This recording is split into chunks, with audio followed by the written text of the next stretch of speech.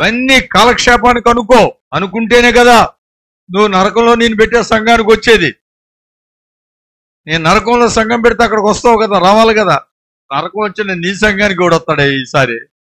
ఇక మేము రామంటావా? అక్కడ కూడా ఎట్లాగే చెప్తాడు. అక్కడ నేను ఎట్లా చెప్పినా లాభం లేదు, నువ్వు అట్లా చెప్పినా లాభం లేదు. ఎవరి కాళ్ళు దాహం అని పరుగులు ఎత్తడమే. చాలా జాగ్రత్తగా ఆలోచన చేయి.